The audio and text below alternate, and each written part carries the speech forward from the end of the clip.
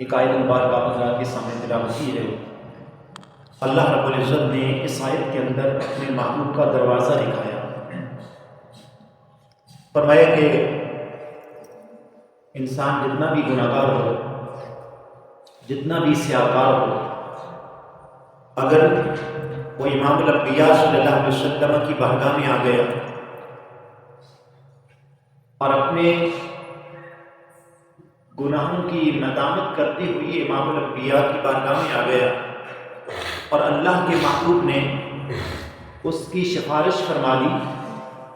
تو فرمایا کہ اس کے جتنے بھی گناہ ہوں گے اللہ رب العزت ان کو بخش دے گا، ان کو معاف فرما دے گا۔ مدینہ المنورہ شریف کئی جمعۃ المبارک سے گفتگو جاری تھی، آج اختتام کی طرف جاتے ہیں۔ مدینہ شریف وہ شہر جو امن کا گہوارہ ہے، جو محبت کا گہوارہ ہے، جہاں سے امام الانبیاء صلی اللہ علیہ وسلم کا پیار ملتا ہے۔ وہاں کے رہنے والے واسی امام الانبیاء صلی اللہ علیہ وسلم سے محبت صرف نہیں کرتے، بلکہ جو شہر مدینہ میں آ جاتا ہے وہ اس کو اپنا مہمان سمجھتے۔ اللہ کے محبوب کا شہر، مسجد نبوی شریف کی تعمیر و توسیع میں نے آپ حضرات کے سامنے رکھی، اور آج چلتے ہیں امام الانبیاء صلی اللہ علیہ وسلم کی روضہ اقدس کی طرف۔ پچھلے جمعہ پر میں نے آپ کو نور الدین زنگی رحمہ اللہ، آپ نے جو کام کیا تھا وہ میں نے آپ حضرات کے سامنے رکھا۔ آج وہ امام الانبیاء صلی اللہ علیہ وسلم کی وہ مٹی، وہ زمین جو محبوب کریم علیہ الصلوۃ والسلام کے جسم عطر سے چھو رہی ہے، اب محدثین فرماتے ہیں کہ ایک طرف اگر جنت ہو اور دوسری طرف امام الانبیاء صلی اللہ علیہ وسلم کی وہ مٹی، وہ جگہ جو محبوب کریم علیہ الصلوۃ والسلام سے مس ہو رہی ہے، وہ جنت سے بھی افضل و اعلیٰ ہے۔ اس لیے کہ اگر امام الانبیاء صلی اللہ علیہ وسلم کو اللہ رب العزت پیدا نہ فرماتا تو یہاں دنیا کو نہ بناتا، نہ جنت کو بناتا، نہ حور و غلمان، کچھ بھی نہ ہوتا۔ اور اللہ رب العزت نے یہاں تک فرما دیا لولا لما اظہرت ربوبیہ، میں اپنا رب ہونا بھی ظاہر نہ کرتا۔ اب امام الانبیاء صلی اللہ علیہ وسلم کی روضہ اقدس کی وہ جگہ، جب امام الانبیاء صلی اللہ علیہ وسلم آپ ظاہری زندگی سے پردہ فرما گئے، تو جہاں پر محبوب کریم علیہ الصلوۃ والسلام کا روضہ شریف ہے، جہاں پر قبر عطر شریف ہے، یہ روضہ تھا حضرت، یہ حجرہ تھا حضرت عائشہ صدیقہ رضی اللہ تعالیٰ عنہ کا۔ اور محبوب کریم علیہ الصلوۃ والسلام سے محبت رکھنے والوں، جب امام الانبیاء صلی اللہ علیہ وسلم کی قبر عطر بن گئی، آپ یہ اتنی اونچی دیواریں نہ تھیں۔ ابتدائی طور پر امام الانبیاء صلی اللہ علیہ وسلم کے یہ جو حجرہ شریف تھا حضرت عائشہ صدیقہ رضی اللہ تعالیٰ عنہ کا، امام الانبیاء صلی اللہ علیہ وسلم کی قبر عطر کے پاس تقریباً اتنی اونچی جگہ تھی، تقریباً 5-6 فٹ کی یہ دیوار تھی جو حجرہ شریف کی ہوا کرتی ہے، اور بعد میں اس کی توسیع ہوتی گئی اور اسے بڑھایا گیا۔ اب محبوب کریم علیہ الصلوۃ والسلام کا وہ روضہ عطر اور اس کے اوپر جو گنبد خضرا ہم دیکھتے ہیں، وہ محبت بھری نگاہیں دیکھتی ہیں، وہ پیار بھری نگاہیں دیکھتی ہیں۔ اگر کوئی براہ راست نہ دیکھ سکے تو اس نے اخباروں میں، ٹی ویز میں، سوشل میڈیا پر دیکھا ہوگا کہ امام الانبیاء صلی اللہ علیہ وسلم کا یہ گنبد خضرا شریف وہ ہے اور قبر اطہر وہ ہے کہ جب صبح ہوتی ہے 70,000 فرشتے امام الانبیاء صلی اللہ علیہ وسلم کے قبر اطہر پہ اترتے ہیں اور وہ مغرب تک امام الانبیاء صلی اللہ علیہ وسلم پر درود و سلام پڑھتے ہیں۔ جب مغرب ہوتی ہے تو وہ فرشتے چلے جاتے ہیں، پھر اور فرشتے آ جاتے ہیں، وہ مغرب سے لے کر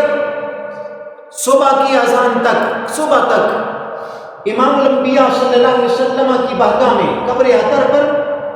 امام الانبیاء صلی اللہ علیہ وسلم پر درود و سلام پڑھتے ہیں۔ اور آج تجربے کی بات بتا رہا ہوں کہ وہاں پر جب امام الانبیاء صلی اللہ علیہ وسلم کے روضہ اطہر پر فرشتوں کی چیننگ ہوتی ہے تو وہاں پر اللہ رب العزت کا نور برستا انسان اپنی آنکھوں سے دیکھ سکتا ہے۔ اور یہ تجربہ کر لیجئے گا، اللہ رب العزت وہاں ہر ایک مسلمان کو لے جائے۔ اگر پورا دن آپ سوتے رہیں، جب وہ گھڑی آتی ہے، جب رات جا رہی ہو، دن آ رہا ہو اور اللہ رب العزت کے پیارے فرشتے امام الانبیاء صلی اللہ علیہ وسلم کے روضہ اطہر پر اتر رہے ہوں،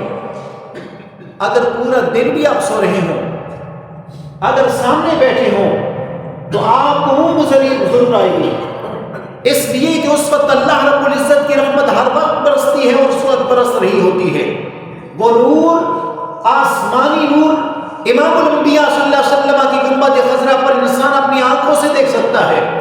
وہ کیا ہوتی ہے؟ وہ گھڑی چند سیکنڈ کی گھڑی ہوتی ہے، کچھ سیکنڈ کی گھڑی،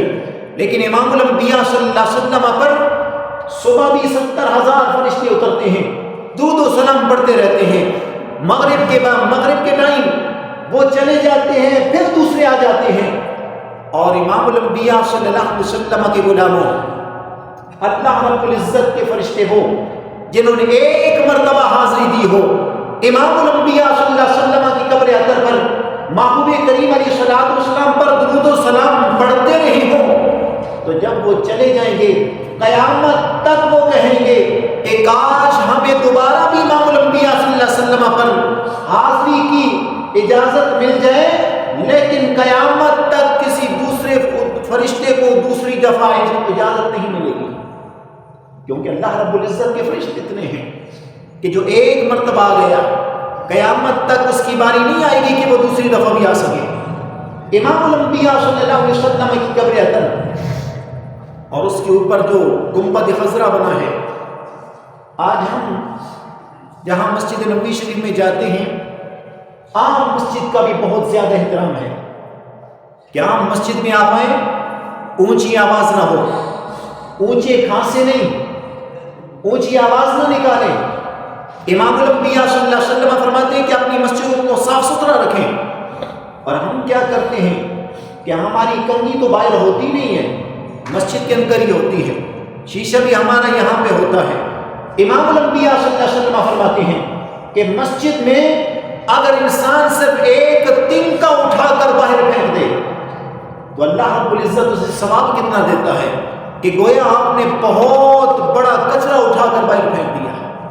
بظاہر آپ نے ایک تنکا اٹھایا، ایک بال اٹھایا، لیکن آپ کو ثواب اتنا ملے گا کہ بہت بڑا کچرے کا ڈھیر آپ نے باہر پھینکا ہے۔ تو عام مسجد کے اتنا بڑا احترام ہے، اور وہاں پر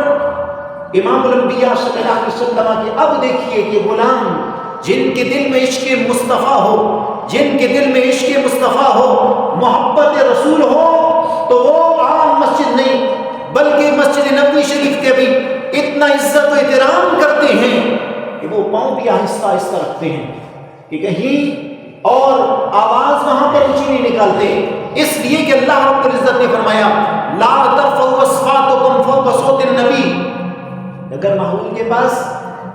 محبوب کی آواز سے تمہاری آواز بلند ہو گئی، تمہارے تمام نیکیاں ضائع ہو جائیں گی، تمہارے تمام روزے ضائع ہو جائیں گے، حج ضائع ہو جائیں گے، تمہارا عمرہ کرنے یہ سب ضائع ہو جائیں گے۔ امام الانبیاء صلی اللہ علیہ وسلم کے پاس اپنی آواز اونچا نہ کرنا۔ اور جب امام الانبیاء صلی اللہ علیہ وسلم کے گنبد خضرا کی باری آئی تو یہ تقریباً 5 مرتبہ اس کی تعمیر ہوتی رہی. کچھ تھوڑی سی جگہ تھی، پھر تھوڑی سی اونچا کیا گیا، پھر اوپر تھوڑا سا مقبرہ بنایا گیا، پھر لیکن اب جو بنا ہوا ہے یہ حکومت ترکیہ نے بنایا تھا. اور حکومت ترکیہ نے صرف اس طرح نہیں کہ آج ان کے ذہن میں آ گیا انہوں نے سال کے اندر بنا دیا، بلکہ انہوں نے اپنے ملک سے بلکہ دنیا سے جو بہت زیادہ ہنرمند لوگ تھے ان کو کہا کہ اپنے بچوں کو قرآن کی تعلیم دو. انہوں نے اپنے بچوں کو قرآن کی تعلیم دی. 10 سال تک وہ قرآن کریم کی ساتھ حفظ بھی کرتے رہے، قرآن پڑھتے بھی رہے، حفظ بھی کیا، اور کہنے لگے کہ اپنا ہنر اپنے بچوں کو سکھائیں. 10 سال انہوں نے ہنر بھی سیکھا، قرآن کے حافظ بھی بنے، اور اب 25 سال کے بعد پھر حکومت ترکیہ نے ان لوگوں کو کہ جنہوں نے اپنے والدین سے ہنر لیا تھا، جنہوں نے قرآن کریم کو حفظ کیا تھا، ان کو لے کر آئے اور کہنے لگے اب گنبد خضرا کی تعمیر کرنی ہے. اب امام الانبیاء صلی اللہ علیہ وسلم کے جو قبر مبارک کے اوپر گنبد بنا ہوا ہے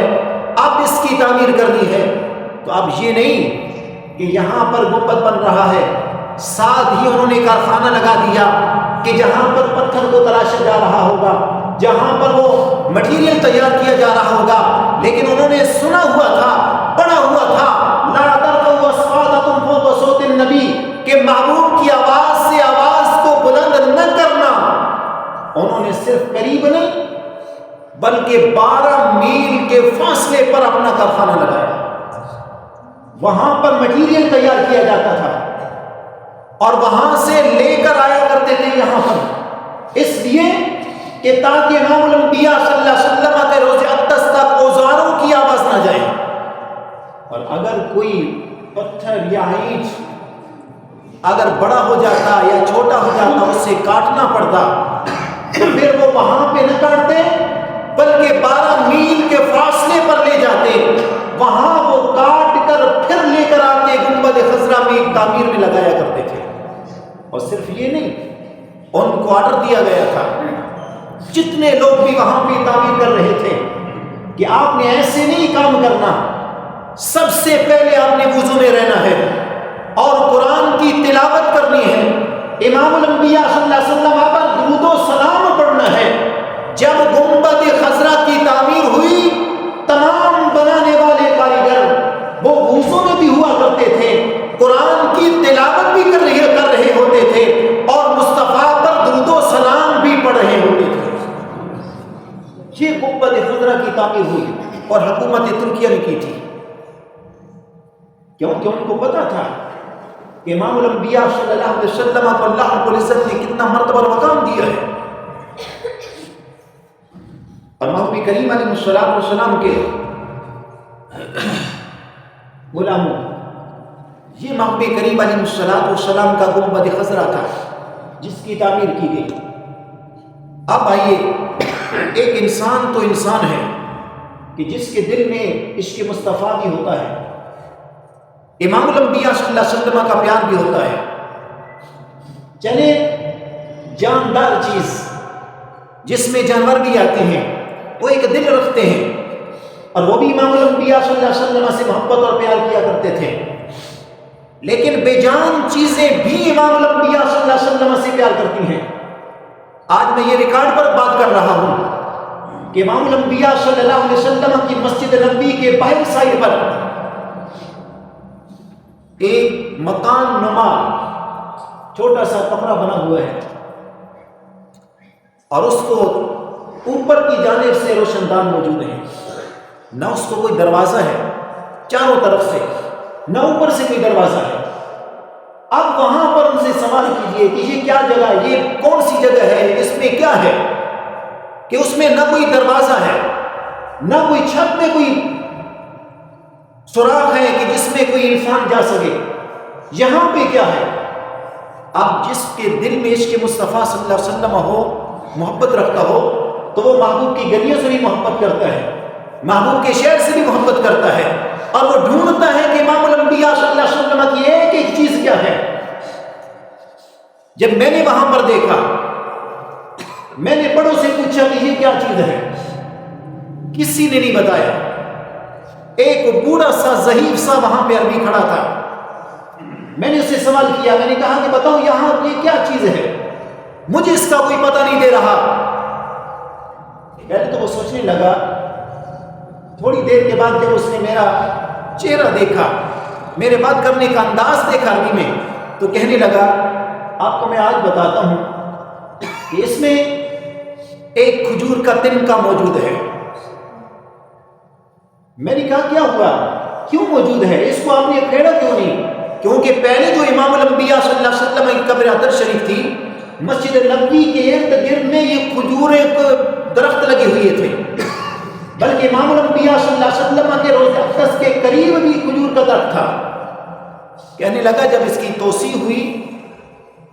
تو یہاں پر جب اس کو کاٹا گیا، جب یہ الگ ہوا تو جس طرح امام الانبیاء صلی اللہ علیہ وسلم کا وہ کھجور کا درخت کے جس کے تنے پر محبوب کریم علیہ السلام ہاتھ رکھ کر خطبہ دیا کرتے تھے، جب ممبر بن چکا امام الانبیاء صلی اللہ علیہ وسلم پہلے دن ممبر پر تشریف فرما ہوئے تو کسی کے رونے کی آواز ہوئی، امام الانبیاء ممبر سے اترے، آپ وہاں پر اس کی طرف سے اسی پودے پر اسی کھجور کے تنکے کے ساتھ آپ نے ہاتھ رکھ لیا اور رونے کی آواز ختم ہو گئی۔ صحابہ نے عرض کی یا رسول اللہ، رونے کی آواز آ رہی تھی، آپ ممبر سے اترے، تنکے پر ہاتھ رکھ لیا، رونے کی آواز ختم ہو گئی۔ امام الانبیاء نے فرمایا پہلے میں اس کے ساتھ اپنی پیٹھ لگا کر، اپنا جسم لگا کر تمہیں خطبہ دیا کرتا تھا، آج ممبر بنا دیا گیا، اب میں ممبر پر جلوہ گر ہوا، آج اس نے دیکھا کہ محبوب میرے ساتھ ٹچ ہو کر میرے اوپر ہاتھ رکھ کر خطبہ دیا کرتے تھے، لہذا آج ممبر پر تشریف فرما ہو گئے تو یہ میری رفاقت میں میں پیار کرتا تھا، اس کی وجہ سے یہ رونے لگا، اگر میں ممبر سے اتر کر اس کے اوپر ہاتھ نہ رکھتا تو یہ قیامت تک روتا رہتا۔ تو وہ کہنے لگا کہ اس کے اندر صرف کھجور کا تنا ہے،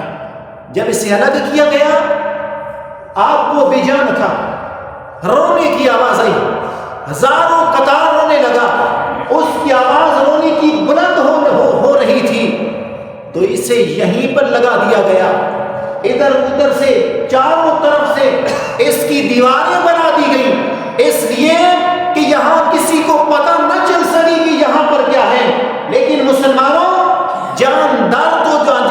جو ہیں، انسان ہیں، حیوانات ہیں، وہ تو محبوب سے پیار کیے ہی کرتے تھے، لیکن آج بھی 14 صدیاں گزرنے کے بعد آج بھی وہ تنا وہاں پر موجود ہے کہ جو مصطفیٰ کریم علیہ السلام کی جدائی میں رونے لگ پڑا تھا۔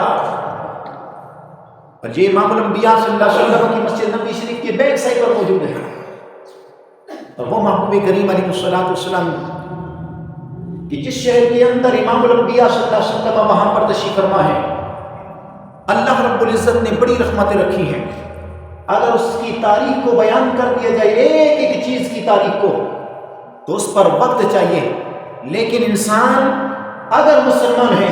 امام الانبیاء صلی اللہ علیہ وسلم سے محبت اور پیار رکھتے ہیں، تو ایسی تاریخ پڑھا کریں، اس میں انسان کا ایمان اور بڑھ جاتا ہے۔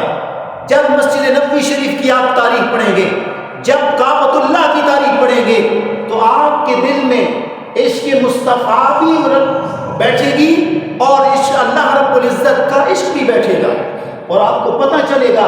کہ ہمارے جو قلعے ہیں ان کی تاریخ کیا ہے، وہ کب بنائے گئے، کس طرح بنے، اور امام الانبیاء صلی اللہ علیہ وسلم کی مکہ کی زندگی کے حالات کیا تھے، مدینہ کی زندگی کے حالات کیا تھے۔ بلکہ میں نے آپ کو کہا ہے کہ مدینہ وہ شہر ہے جس شہر کے اندر امام الانبیاء صلی اللہ علیہ وسلم تشریف فرما ہے، اور محبوب کریم علیہ السلام فرماتے ہیں کہ اللہ رب العزت نے اس مدینہ کی ریت کے ذرے میں بیماریوں کی شفا رکھی ہے۔ اللہ رب العزت ہمیں محبوب سے محبت رکھنے کی توفیق عطا فرمائے۔ آمین۔